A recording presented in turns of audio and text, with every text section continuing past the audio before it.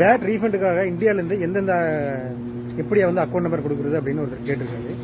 அதுக்கான வீடியோ தான் இது. வேட் ரீஃபண்டு வாங்குறவங்க பார்த்தீங்கன்னா, ஏர்போர்ட்டில் வாங்குறவங்க கிளைம் பண்ணுறவங்க பார்த்தீங்கன்னா அக்கௌண்ட் நம்பரில் கொடுக்க முடியாது. டெபிட் கார்டு மட்டும் தான். எல்லாத்துக்கும் ஒரு சிலருக்கு கிளைம் பண்ணுறவங்களுக்கு தெரியும், பண்ணியிருக்கிறவங்களுக்கு தெரியும். இந்தியாவில் இருக்கிற பேங்க்ஸோட card number 16 digit card number இருக்குது பார்த்தீங்கன்னா, அந்த கார்டு நம்பரும் இந்த எக்ஸ்பிரி டேட் இதை கொடுத்து கார்டோட எக்ஸ்பிரி டேட் கொடுத்து பார்த்தீங்கன்னா கிளைம் பண்ணிக்க முடியும்.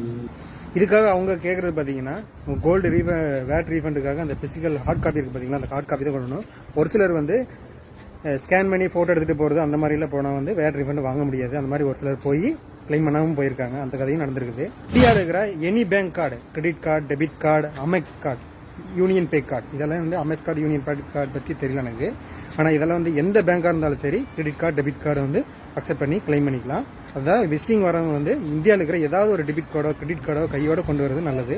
கொண்டு வரலையானாலும் பிரச்சனை இல்லை. இந்தியாவில் இருக்கிற ஏதாவது அந்த கார்டு நம்பரும் எக்ஸ்பைரி டேட் கொடுத்தா வந்து கிளைம் பண்ணிக்கலாம். வேட் ரீஃபண்டுக்காக யூஏயோட கார்டு நம்பர் ஆகட்டும், இல்லை கண்ட்ரி ரஷ்யாவோட கார்டு நம்பர் ஆகட்டும் வந்து அக்செப்ட் பண்ண மாட்டாங்க. இதை தவிர்த்து வேட் ரீஃபண்டுக்காக நீங்கள் எந்த வித டவுட்டாக இருந்தாலும் பிளானட் டேக்ஸ்பெரி டீமை கூகுளில் சர்ச் பண்ண கிடைக்கும். அந்த டீமுக்கு வந்து சேட் பண்ணிங்கன்னா அவங்க தெளிவாக வந்து எக்ஸ்பிளைன் பண்ணுவாங்க.